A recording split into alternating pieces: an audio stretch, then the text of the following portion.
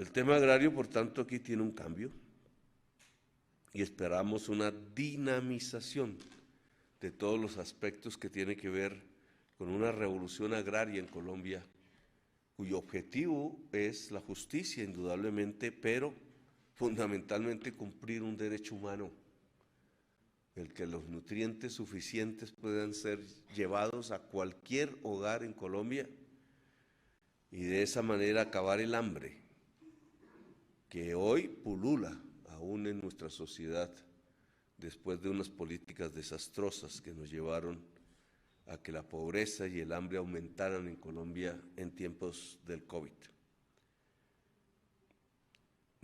La política de Hacienda, que también, aunque menos popular, está en la base finalmente de la eficiencia con que se cumpla el programa de gobierno, esa política de Hacienda que se debate entre corrientes de pensamiento económico diferentes. Creo que la Universidad actual de Colombia y los espacios del debate público desconocen mucho de la existencia de estas diversas corrientes, de pensamientos diferentes.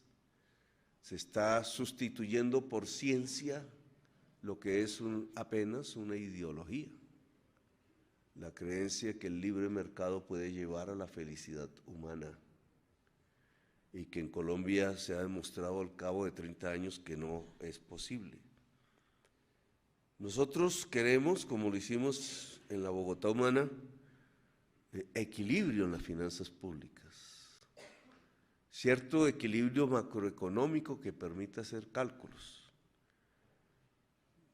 No estamos por destruir los equilibrios fiscales y eso nos implica guardar una serie de prudencias que a veces van contra la aplicación de los planes. El tema creo que fundamental hoy ya no pasa por la reforma tributaria que con el ministro Campo logramos aprobar en el Congreso. Está demandada, como siempre sucede en estos casos.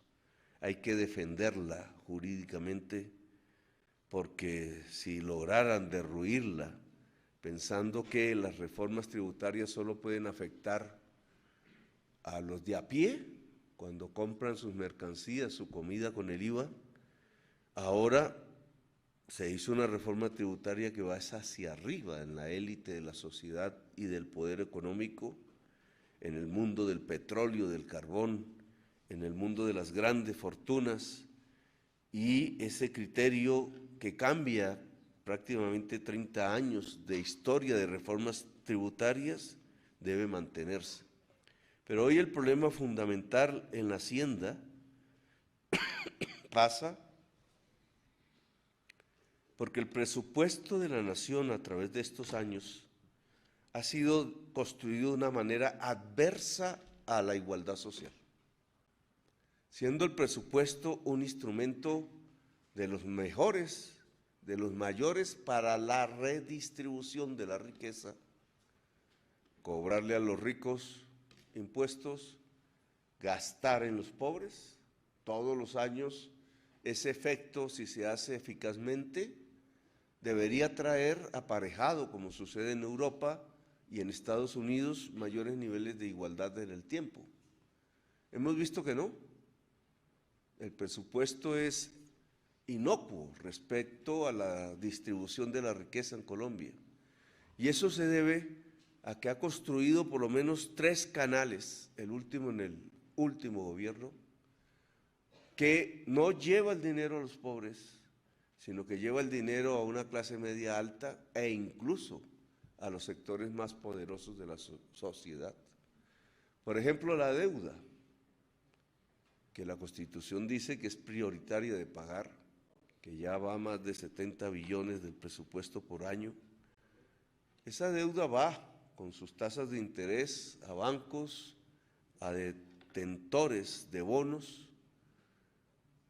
Podría ser asumible siempre y cuando los créditos de esa deuda se hubieran usado en función la población más débil económicamente en Colombia.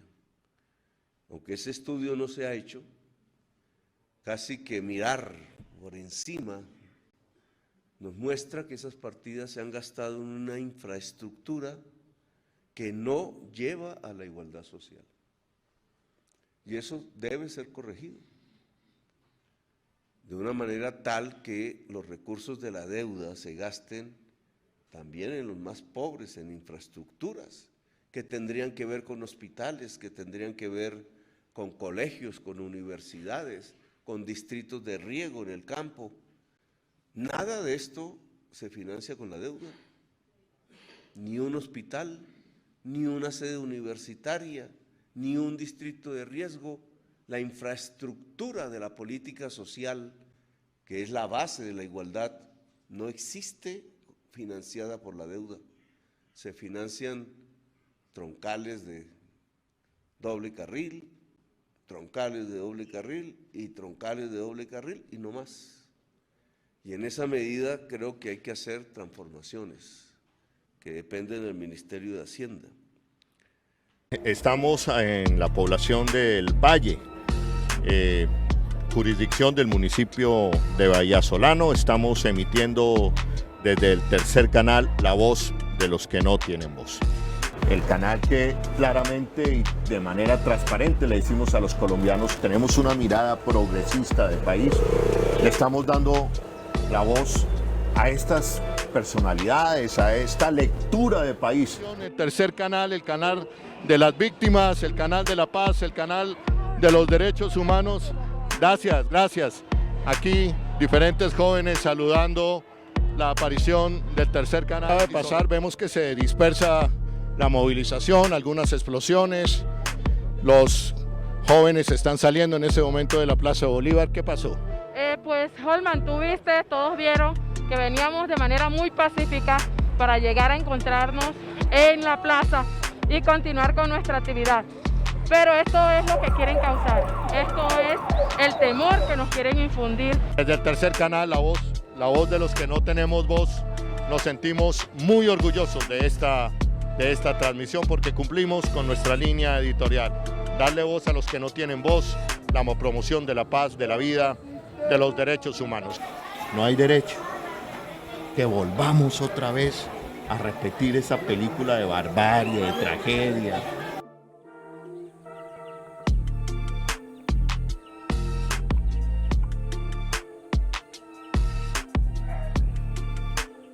La juventud era la vida, pero las viejas fórmulas conocidas ya en este país que quiere eternizar la guerra, dispersaron la manifestación.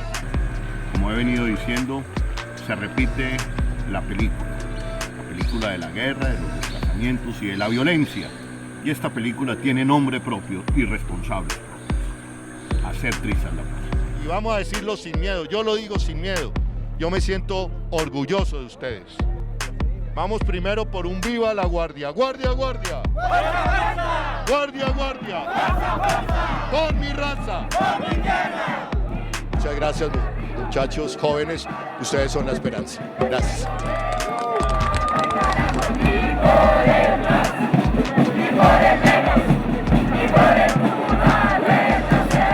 Somos el tercer canal, la voz de los que no tienen voz.